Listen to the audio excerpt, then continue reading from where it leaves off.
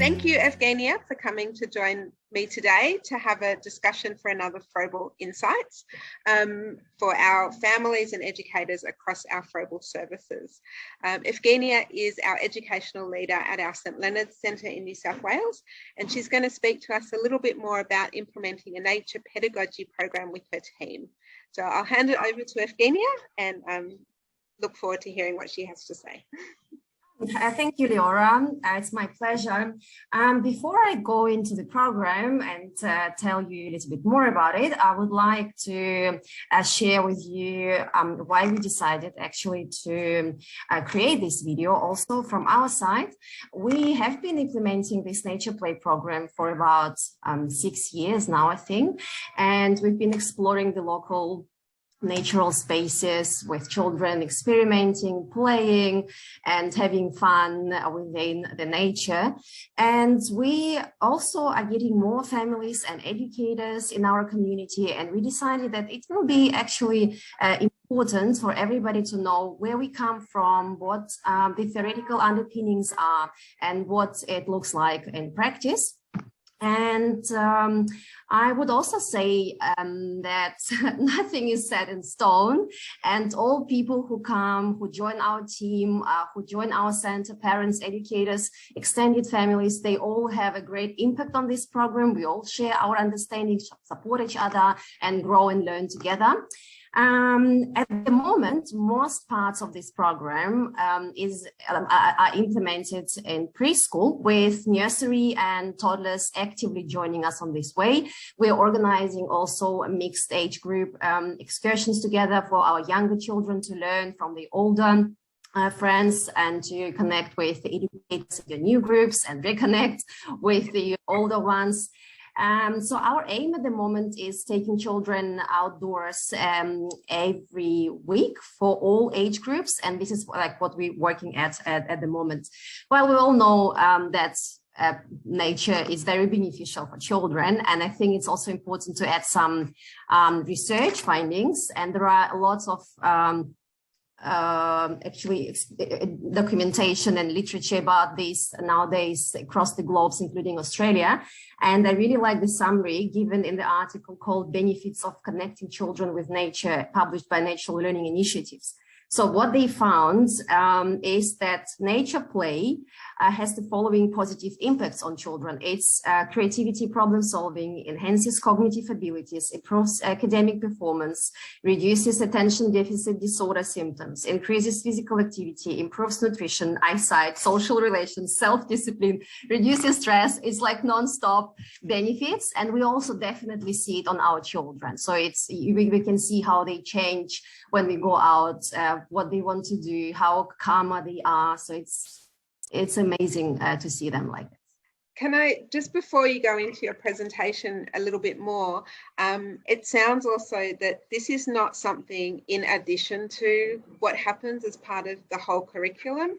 It's not like you have, I guess, this program and this program and this program, it sounds, but, and also that summary that it's all encompassing and it connects whether you're in the service or out the service, and it becomes part of the holistic program. Yeah, it is a holistic approach and it's part of our curriculum. So when I will show you the presentation, how it looks like in practice, and you will see that it covers all areas. It's mindfulness, identity, science, creativity, language, everything you can think of, physical skills, social skills, everything is covered. So nature, it's all integrated. It's our this wholesome approach. That's really encouraging to hear, and I look forward to seeing what's actually happened in practice, because I think sometimes those moments are missed in the everyday, in terms of we can't necessarily document every single moment that happens, because we are, or you and the team are, actively learning with the children, and that engagement means that you're immersed in that rather than sitting and writing or taking photos all the time. So wow. I think this is lovely to be able to share how that looks. Yeah, I will share my screen now in just a second.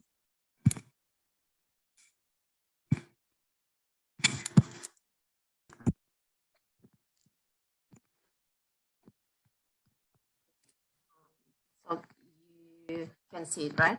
Yes. Yeah. So I would love to start maybe with our journey. Will be pretty short, but I think it's important to mention how it all unfolded and how we came to the program we have now, if this is okay with you. Awesome. Look forward to hearing. Well, thank you. So our first experience, I think it was back in 2017, maybe early 2017. And we just decided to, with preschool children, to go to a nearby park, Newlands Park. We still go there. It's our popular park. Everybody's going there almost every week. So we took children out there and we noticed the positive effects on children, on their learning developments. And then we started also engaging our younger groups, babies and toddlers. We purchased, you can see it on the picture, 4-seated stroller and high visibility vest that made our excursions safer, and children were mobile. We could go farther and it was faster than before. At the same time, we were developing our reconciliation action plan, and we were learning about importance of lands for local Kamiregal people. And I mean, it's genuinely important for all Aboriginal Torres Strait Islander people. And so we added excursion to Berry Island Reserve. They have Aboriginal engravings and lots of important information about how our Kamiregal people used to live in this area. Also, we explored Gadigal lands, and we went to Alexandria, Sydney Park. We went to where was it? Royal Botanical Gardens. I also had a guided excursion there. Also, some more places were added, such as Kakadu Island and Taronga Zoo. So we were trying to go a little bit farther from our center. Also, at the same time, we had our first attempts to create an outdoor classroom and explore mindfulness, STEM, mind to move experiences in nature. At the same time, we kept engaging in various professional developmental sessions and learning about Bushkinder program that is actually now very popular in Australia. We were liaising with professionals in this area. We were reading lots of publications, and after we had a 3 days training with Early Years Bush Connections, and I became a member of these organizations. And it's actually one of 2 professional learning programs relating specifically to immersive nature play programs in the non-for-profit sector in Australia. So it allows us to stay very up to date with all current theories and practices. And this has actually helped to form to form our nature pedagogy as it exists now. Mm-hmm. So the nature play pedagogy derives from FROEBEL philosophy. You can see it's child-centered, play-based experiences in unity with nature. Our reconciliation action plan, by ecological model of development in terms of connection with community, national quality framework, and I would call it Bible for me. Yes. Pedagogy of Ecological Identity, which was developed by Anne Pellow and described in her book, The Goodness of Rain. And I think everybody will ask, what's ecological identity? Maybe it's important to a little bit to talk about it. What do you think? I think so. I was about to ask that question. A good one to explain. Yeah. Look, I would say, so to help children develop ecological identity, we need them to help to develop a genuine, emotional and very close connection to their land in nature. They need to understand the interconnectedness between species, between living and non-living things. They need to find self in nature and being the one with it, appreciate nature as their home and take care for it. When children walk the land, when they learn the names, when they explore it with their senses, when they create stories, doing arts, inventing rituals, they start owning the lands and nature, and they start loving it. And when we love something, we want to take care of it. And like you don't want your home to be harmed. And this is what it is, having this ecological identity when nature is part of you and you are part of nature. And I would say when we just started the like excursions, we were starting talking about like our interconnectedness, our impact on nature. Before we started talking, children were not really paying attention much on rubbish around, but once we started, and like now, we don't have any single excursion where children don't talk about it. They always notice, they always ask to organize rubbish removal, and we do it regularly. They also think about it, and it was a really nice response the other day. We've been engaging with elders from a local community, and we were learning about the importance of healing the country, and they learn about how Aboriginal people use the smoke and healing ceremonies. And the other day, one of the children looked like at all the rubbish and everything, and they were saying, look, we actually need to use smoke to heal the country. So they are making own connections, they think about it, and it's amazing to see how children's identity develops and how all of those aspects they impacted. And I also would say that this closely relates to post-humanist and new materialism theories, when we actually move away from having this human-centric approach. So when we don't think that we are in the middle of this, but we actually like us people taking care of nature and not nature being for us. So how we all interconnected and related, and how we all impact each other. And I think it's also important to talk about this with children and to help them understand this concept in a way that is appropriate for their age. Can I ask a question? Yeah. In the middle of this? Because St Leonards is in the middle of an urban environment, and yep, so are most of our other services, so which is why we kind of encourage the movement outside of the building, because it is a large multi-story building, as are most of our other services. A lot of people, I think, believe connection to nature, and you mentioned bush kinder, but we're not living in the bush. And it's not, we're not living where we can go into the mountains or hiking and walking. So that connection to nature, if you could talk to that a little bit more to explain why it's not a bush kinder program and what we're doing and how it's adapted for our environment, and what you spoke of in children identifying rubbish in that urban environment and how that impacts then on their learning for those other environments. Does that make sense? Yeah. Look, actually, this Bush Kinder program, if you look at it, especially in Australia, it is not a cookie cutter approach, I would say, right? So they already have like some basic concepts, like what should be covered, what can be covered, what's important for children. And at the end of the day, it can be any patch of land that you can explore. It's what is important for children is to have this earth underneath their feet and to have grass, trees, insects, like any creatures that they can observe and connect with.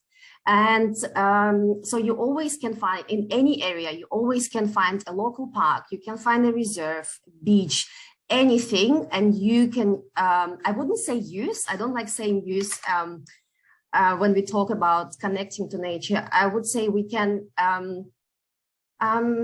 explore this area and trying to keep it untouched if it's possible. So it also relates to this post-humanist approach, right? So when we engage with nature, we ensure that we don't harm it. And let's say if you have only one park next to your building, we need to ensure that when we go there, we keep things as they are.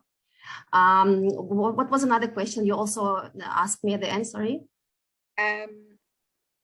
Now I've forgotten what I asked. I think you've covered it, but it's like, what are the things that St Leonards does in terms of, yeah, and I think you answered it by saying it's exploring the earth and the spaces and the environments without kind of necessarily thinking it has to be bush thing. No, it doesn't have to be a bushland. You don't need to have, just you explore areas that you have, and you always find different ones. So it's better for us, I would say, we try different things, but it's better to walk there. If you can walk, it's ideal. So taking train, bus might work if it's not a long journey. However, it is amazing to walk to these local places, because you can notice so much on the way. You can see changes in weather, you can see changes in nature in different weather and season.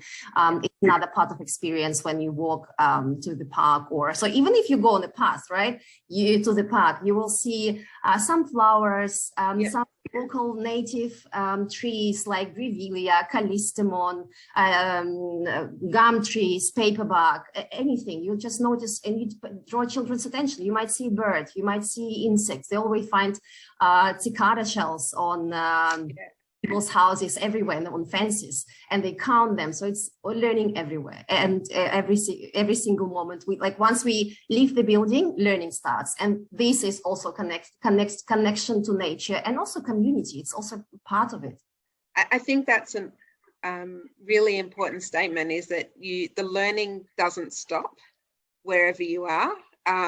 You said the learning start. I mean, the learning happens within the centre, and the learning continues, you know, for children in all aspects. And yes, counting cicada shells along the way, or looking at the numbers of houses as you're moving towards places, is so much literacy and numeracy. And I think we forget to kind of acknowledge that learning is always happening. You don't have to sit at a desk inside be counting numbers. So I meant learning starts for nature play program. Learning is always happening. Okay, that's lovely. What else can you share with us about what happens when you learn? Okay, so our nature play pedagogy, we guiding children on their journey of exploring the world to support them to flourish in all their individuality, connected to nature through knowledge of, love to, care for the local lands, and learning through, in, and for nature.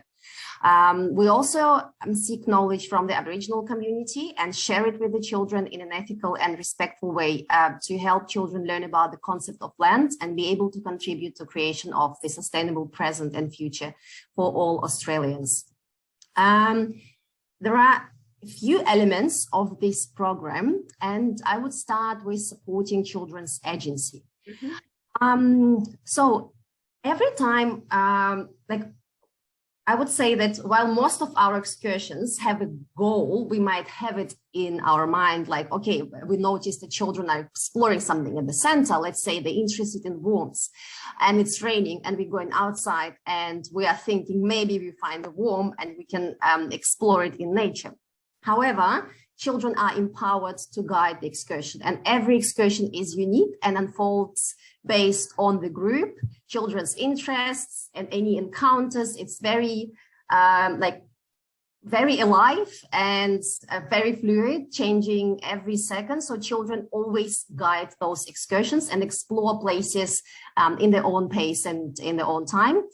Also, we ensure that children participate in risk assessments on site. Every time when we come to any place, doesn't matter if it's our local Newlands Park, the children know, I don't know, better than our preschool or nursery or toddler room. It can be Balmoral Beach, it can be Cockatoo Island, Berry Island Reserve. We just sit or stand somewhere and we ask children to look around and to notice any risks, any danger. Children already understand the difference between risk and danger, and so danger to avoid risk. This is what they can take, considering the consequences. And they always think, can they go behind the fence? Do they need to approach the road? What can happen if they do? And the important part of this risk assessment is talking about Camiragal land. If we're on the Camiragal land, recently we are mostly on this land. And children do acknowledgement of country, which is talking about who is the owner of the land, like Kamirengo people, and how we treat this land, so that we need to be respectful. And children always say, we don't break anything, we don't take anything to the center. And it's amazing to observe children making own decisions that contribute to the development of their sense of agency. In the past, I would say, let me just show you something. So another one is exploring concepts of the ecological identity that I mentioned by NPLO, right? So one of them is walking the lands and learning the names. So in the past, we were trying to go very far. We were thinking that it's important to explore a whole city, and it is actually, it is important, and we continue doing it. However, COVID taught us a lesson that we can stay very close to our center and actually learn even more.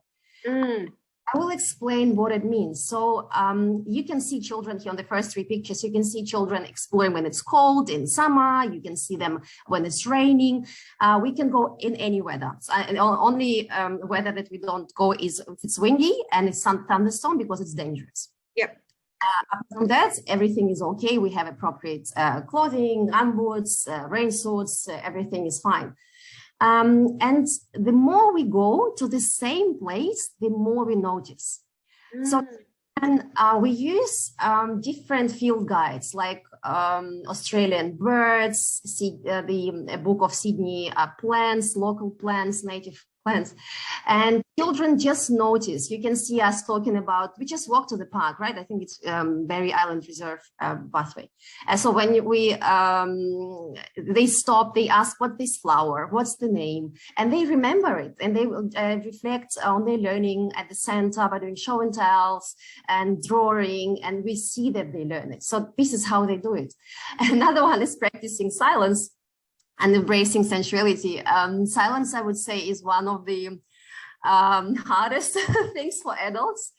Yes. It's hard for us to just sometimes stop and listen and watch and experience, feel, listen to children, listen to nature. We might lie down, sit down, stand, and just observe and experience this moment of reverence. So we are in nature, we're just experiencing, we're feeling it, we're seeing it without the necessity of talking. We can actually follow up later after we already have some time.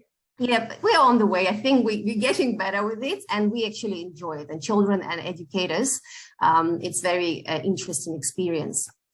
Another one is developing empathy. So it's actually a very important component of ecological identity that NPLO described in your book. And we think that it is possible to nurture empathy in children. We often talk when we walk in the park, for example, we notice that, like, let's say a fallen tree, and children start talking, oh, the tree is fallen, who used to live there? Maybe Kookaburra doesn't have a home now. How about ants? Can they live there? Oh, actually, yes, they can. It's even maybe better for them. So we always think about this connection and about empathy. So I would like to share this clip.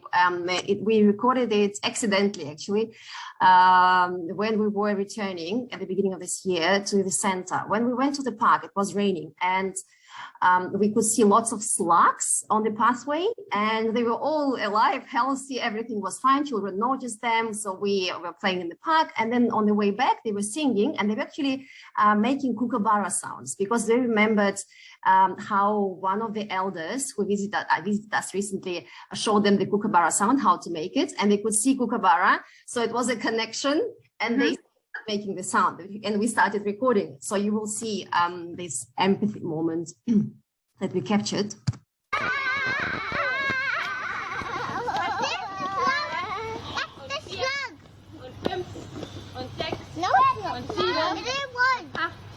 Und 9 und 10 und fort zurück zur Seite. The slug is broken. The slug is broken. Oh nein. Maybe somebody stepped on it. Ja. Oh, schade. Maybe we didn't look. Wir haben nicht geguckt. Oh nein. Reinlaufen, Luca, danke schön. Du musst die Nora anfassen. No, it can't move. You're right. Yeah, and children still remember this moment, and they got it. It actually happened, if I'm not mistaken, in January or maybe early February, and they still talk about it. You can see in the next aspect of this concept of ecological identity is creating stories. So you can see our floor book, and these children also reflect on what they learn, and you can see this blue thing, it's slug. And so I would say almost all of them, they drew slug talking about this experience and how sorry they are for it to be broken. They still use the word broken. However, yeah, we mentioned that it's dead, but I think they still prefer to use a broken term. Yeah, children also use some show and tell time to talk about it. They tell stories, share them with other educators who didn't go there, with their parents, and with the children. Another element of the program is embedding First Nations knowledge. We were not that fortunate enough so far to find an elder who could join us on the excursion, but we're working on it and have already some ideas who can join us. We will get in touch with this elder who lives in Guringai. Hopefully he will help us. But for now, we organized some classroom visits. In the past, it was Uncle Jimmy who visited us and narrated about Australian flora, fauna, connection to land. And now we have, let me tell you the, what's the name of this? I think it's Komuri Aboriginal Incursions. So we have elders who are coming, like, yeah, it depends. Like, for example, last time they came like last week, I think, and they're coming next week again. They're talking about animals. They teach children animal sounds. They talk about different plants they use for Aboriginal people. And when we go outside, children notice it and they ask questions. Oh, is this what Uncle Jimmy or somebody else showed us? Do Aboriginal people use it? How do they use it? And I would say that once we started having those visits, even inside those Aboriginal sites, let's say on Berry Island Reserve, those sites, they started being very relevant for children. You know, in the past, when we didn't have those visits, children were like, oh yeah, this is an Aboriginal site engraving. What's next? Let's go to the playground. Now I see the interest, and for them, they now see that Aboriginal culture is a living one, and they have lots of questions about it. They always stop us and ask us to read all those information boards, and they say, oh, look at this, is it Aboriginal engraving? It can be, I don't know, just mold or anything, but they're interested, you know, there's interest in there, and this is very important. So hopefully we are lucky soon to also have those elders joining us on excursions. As I already said, we have acknowledgement of country on land. We also visit local sites, and we utilize ethically sourced materials, the ones that are written by Aboriginal like artists, Aboriginal people, elders. We utilize the information from council websites. We stop in the parks and on those sites to read the information boards with children. We use Daraval calendar. We're using Daraval dreaming stories about plants. We do it in the classroom and outdoors. So both is there. And another element, as I said, everything is embedded. It's all holistic approach, right? So next one is immersive language learning. As you could also see it in the previous video. We speak German, we speak both German and English, and it's a great opportunity for children to experience German in another context, like seeing that we can't see in at the center. And like, for example, you can see here. Yeah. What did you found? Found this one. Was ist das? It's a pumpkin. Oh, also is it open? Yeah. Can you show me again? Kannst du mir noch mal zeigen? Yeah, you can see her here, an educator speaking two languages, English and German, because the child is like not exposed, or not much exposed at home. And so for the full understanding, the educator is using both languages, and often it is not even needed because you can see it, you can just talk about it and children understand it. So it's a great opportunity for language learning outdoors. Very experiential learning, right? That ability to transfer knowledge and information and then experience it in multiple places. Exactly. This is what I meant. Multiple contexts, right? Yeah, another one is inquiry-based learning. So the learning can start anywhere. It can start in the classroom and continue it in nature, or something they notice in nature and they take it to the classroom to finish exploration. You can see on the first picture, children are trying magnets on a tree, and it has a reason. So when we were in the classroom, we were exploring the magnets, and children found accidentally, actually, that one of the preschool rocks gets attracted to this large magnet. And they were surprised, and then they posed a question, like, do all rocks stick to the magnet or not? And we said, look, guys, let's go to the park and we can check on the way to the park and in the park. And they were a little bit disappointed to find out that not all of them, I would say we haven't found anything that actually sticks to the magnet in the park apart from equipment, but they tried it everywhere. They tried it on all rocks, on the earth, on the grass, on the trees, everywhere. And it's great exploration. They experiment, they investigate, they pose questions, they answer those questions. Yep. It was a bit of disappointment, but it's also part of science. They explore, they learn, they're like real scientists, and they often say we are real scientists. You can see, for example, our babies exploring nature, noticing insects, then leaves, and then they also have some in the center, and they also talk, do you remember what we noticed? This is what we have. It's connection happening everywhere, inside. That's amazing. The hypothesis and the questioning that happens, you know, with magnets and rocks, and you know, that they keep going back to trying. It's like that's part of that inquiry. It's like we don't just give up because it didn't work. We revisit it and go and do it again and again. And you know what? And it was really interesting. Like one of the children said, when they tried all the rocks, and one of the children said, oh, now I know. It's only one rock in our preschool. And then he said, after a bit of thinking, and maybe also diamonds. Shall we try on diamonds? I was like, maybe try at home. That would be interesting to see. Yes. And please share with us. Yeah.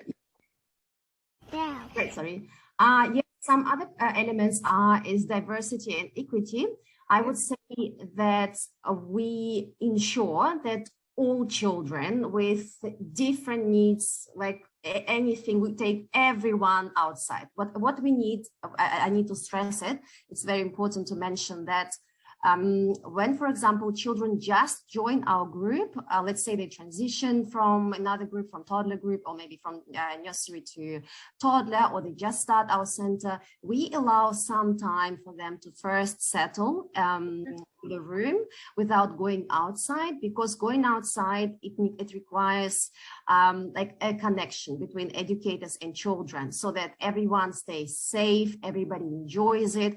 And we, like I would say, with children who just start with us, they spend maybe 1 or 2 months inside, developing this connection with everyone and with the place. Once it's all done, trust is there, we go outside. So we trust each other. This is the most important thing when we go outside, and it also relates to diversity and equity element. We also work with health professionals with different therapies who help us develop like specific strategies for taking children outside with additional needs, and we our increased ratio, we ensure that permanent educators are going, and then everybody is just enjoying it. So we are very happy that we are so like inclusive. Yes, it's such an important point about trust, because and that sense of belonging, like to place, and developing that trust and relationships, which I know is, you know, our FROEBEL values are all about those connections, and then it helps to keep children safe, right, when they're out, because they have that bi-directional respect of, you know, why you're going in a particular way, and why children are then able to understand and be involved in the risk assessments. So I think that it's quite simple but quite complex as well, right?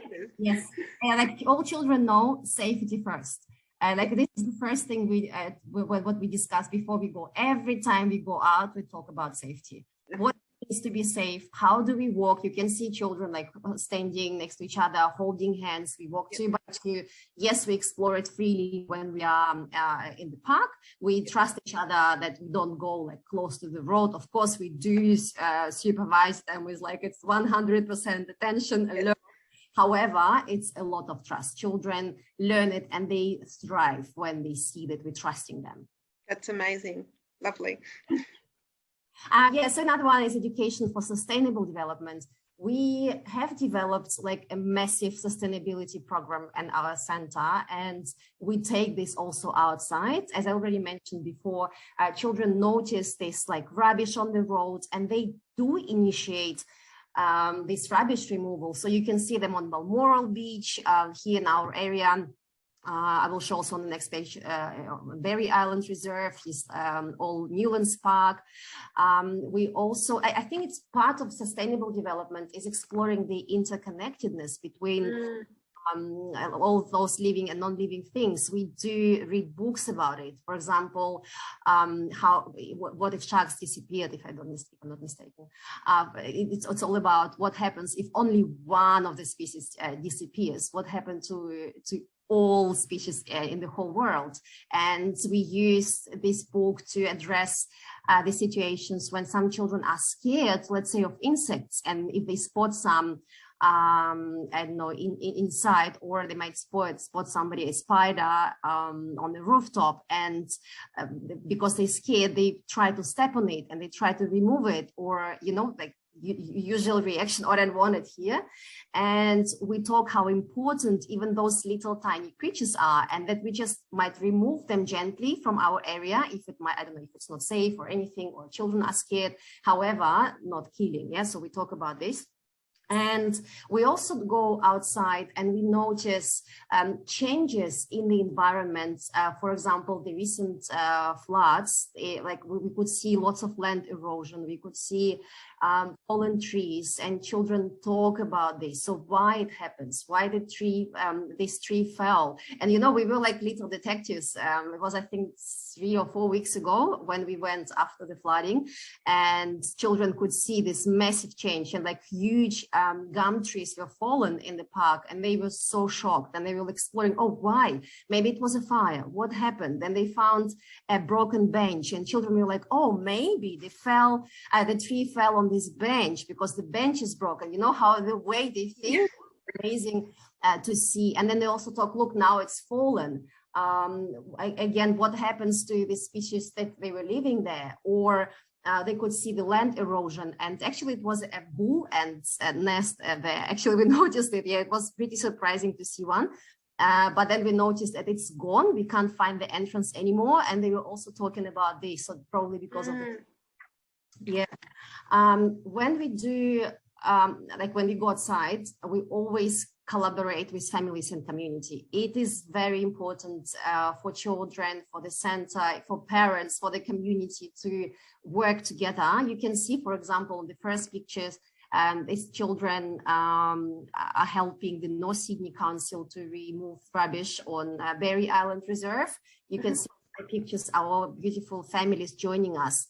And I would say that many excursions, like local ones to the park, they're all fine.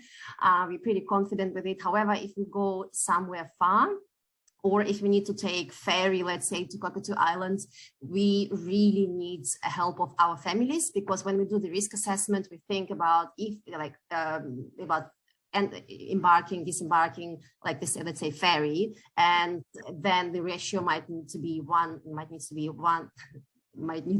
to 2, sorry. Yes. And then these are beautiful families who help us with it. So we might have 2 or 3 educators with 10 children, and then grandparents, aunties, parents joining us. And every time when they do, they share how amazing it was. And actually, it's a great opportunity to connect and to bond, and for families to see children from a different perspective, you know, in a within a group, because they're completely different. So it is amazing, and everybody is very happy. We would love to encourage our families, extended families, aunties, uncles, grandparents to join us. If you're interested, let us know. If you have any ideas where to go, what to explore, share with us. We're happy to take all the ideas on board. And I think that's it from me. That's so rich and full, and it really, I think, gives so much information to the broader community, that the learning that children do happens all the time, and the role of the educators is facilitating their learning and those connections in all of these various spaces, but also in all of their developmental areas that supports their own growth. And I think being able to explore environments and go out and all weathers and all spaces just encourages that. And that was a really lovely way to show how it connects to our philosophy, and how you've brought all those elements together to connect inside and outside of the service. So thank you so much for sharing. Thank you for letting me. So we will share this broadly, and if anybody has any further questions, they can always email or ask, and we can follow up that way.